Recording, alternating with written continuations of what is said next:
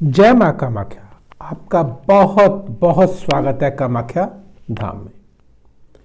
मैं आपके समक्ष सुशील गुरुजी धनु राशि मार्च माह सन 2023 कैसा रहेगा, आइए जानते हैं। उन त्योहारों को भी जानेंगे जो कि मुख्य त्योहार हैं। उन तिथियों को भी जानेंगे जिन तिथियों में हमको कार्य नहीं करना चाहिए, क्योंकि उन तिथियों में मानसिक तनाव, टकराव, अलगाव, बनते बनते कार्य बिगड़ जाना, ऐसी संभावना बन ही जाती है। और उस महा उपाय को भी जानेंगे जिसको करके इस अशुभता को शुभता में बदला जा सकता है, जो कि मां कामाख्या के उपाय हैं।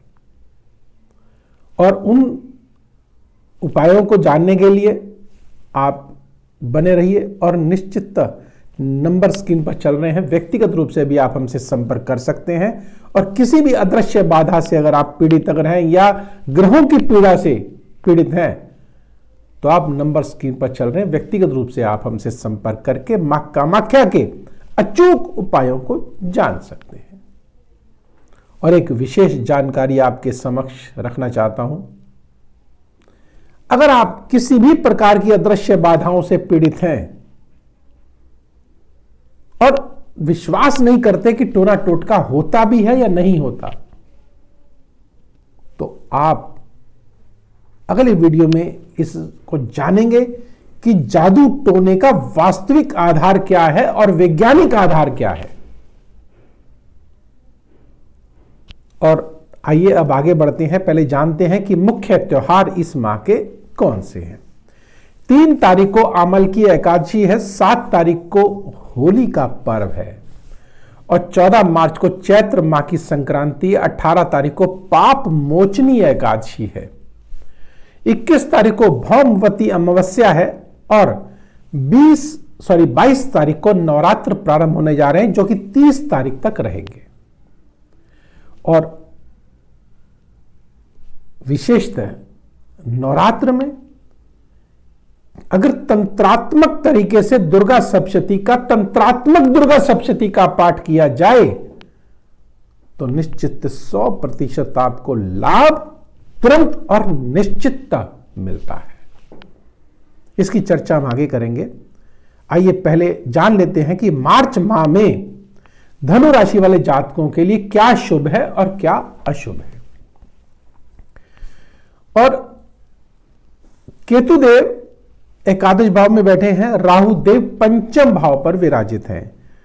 बृहस्पति और शुक्र देव की अगर बात करते हैं तो वह चतुर्थ भाव पे विराजित हैं और धनु राशि में बृहस्पति देव स्वामी हैं और जो कि चतुर्थ भाव पर बैठे हैं। चतुर्थ भाव अपना ही इनका भाव है, मीन राशि में है।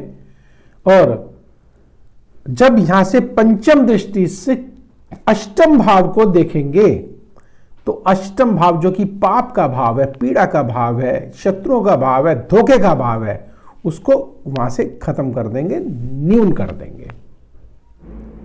और यहीं से ही जब सप्तम दृष्टि से दशम भाव को देखेंगे तो आपको ऊंचाइयों पे सम्मान, प्रतिष्ठा, उन्नति, प्रमोशन ये आपको अवश्य देंगे।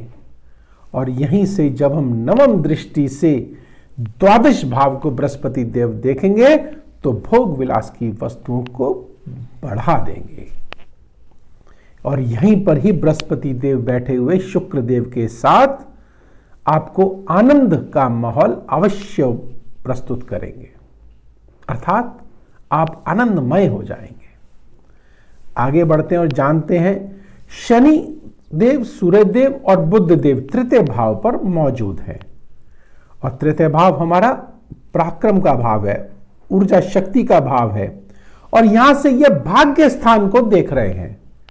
भाग्य स्थान में सूर्य देव देख रहे हैं, बुध देव देख रहे हैं, शनि देव देख रहे हैं। क्या कहने, निश्चित भाग्य में वृद्धि अवश्य होगी आपके। और आगे बढ़ते हैं तो जानते हैं मंगल देव छठे भाव पर बैठे हैं, जो कि शत्रुओं का भाव है। शत्रु तो अवश्य परास्त होंगे, लेकिन स्वास्थ्य की दृष्टि से आपको चिंता अवश्य करनी चाहिए। अगर आप गाड़ी चला रहे हैं तो बड़े सोच समझ के गाड़ी को चलाएं। और 14 तारीख को सूर्य देव जो है मीन राशि में प्रवेश करेंगे, अर्थात वह चतुर्थ भाव पर आ जाएंगे। तो निश्चित वहां से सप्तम दृष्टि से सप्तम भाव अर्थात ऊंचाइयों को देखेंगे, सफलता के भाव को देखेंगे, तो आपको निश्चित सफलता देंगे। यह नौकरी पेशा वाले जो जातक हैं उनके लिए बहुत ही उत्तम योग है ये। और अगर बात करते हैं राहु देव की, जो कि अदृश्य शक्तियों के स्वामी हैं और अदृश्य शक्तियों के पीड़ा के दायक भी हैं, वह कहां बैठे हैं? मेष राशि में पंचम भाव पर, और यहां से एकादश भाव को देख रहे हैं जो कि आय का भाव है। तो निश्चित ध्यान रखिएगा कि शेयर बाजार वाले जातकों के लिए यह एक बहुत उत्तम समय है। ये निश्चित आय के साधन बढ़ेंगे, धन धान्य से भरपूर होंगे और आपकी योजनाएं सफल होंगी, साकार होंगी। कोई बहुत बड़ी उपलब्धि आपके हाथ में अवश्य आएगी। लेकिन ध्यान रखिएगा कि भूमि से संबंधित या मकान से संबंधित कार्य को इस माह ना करें तो ज्यादा उत्तम रहेगा। आइए अब उन तिथियों को जान लेते हैं जिन तिथियों को हमको कार्य नहीं करना चाहिए। वह तिथियां कौन सी हैं? वह तिथियां हैं 21, 22, 25, 26, 30, 31 और 12, 13 और 14 तारीख। इन तिथियों को भूल कर भी कार्य ना करें। और सबसे उत्तम तिथियां कौन सी हैं जानते हैं। 5 और 6 तारीख, 8 और 9 तारीख और 15 और 16 तारीख। आप अगर थोड़ा सा भी कार्य करेंगे तो भाग्यवर्धक होगा, अर्थात आपको अधिक मात्रा में मिल जाएगा। इसी को भाग्य बोलते हैं। और इसके साथ साथ 23 और 24 तारीख ऐसी तिथियां हैं कि मानसिक तनाव के साथ आपको उपलब्धि तो होगी, लेकिन मानसिक तनाव के साथ। तो आइए अब पहले उन उपाय को जान लेते हैं जिसके करके इस माह को हम मंगलमय और चमत्कारिक रूप दे सकते हैं। वह क्या है? सर्वप्रथम आपके घर में जो छोटे भाई बंधु हैं उनके साथ थोड़ा सा मधुरता का व्यवहार रखें, और आस पड़ोस में जो सज्जन हैं उनके साथ भी मधुरता का व्यवहार रखें। तो निश्चित इस माह को आप मंगलमय और चमत्कारिक बना सकते हैं और आप आशा से अधिक लाभ प्राप्त कर सकते हैं। और स्वास्थ्य की दृष्टि से भी आप एक उपाय को नोट कर लीजिए और अपने भाग्य को भाग्यवर्धक कैसे बनाएं और अधिक ऊर्जावान कैसे बनाएं, उस उपाय को भी आप नोट कर लीजिए। आपने कामिया सिंदूर का नाम सुना होगा। मात्र चमेली के तेल में उसको मिक्स कर लीजिए और माथे पर लगाइए, प्रतिदिन लगाएं और इस माल लगा के देखें। रोग से निश्चित, ऋण से निश्चित आप मुक्त अवश्य हो जाएंगे। शत्रुओं से आप मुक्त अवश्य हो जाएंगे।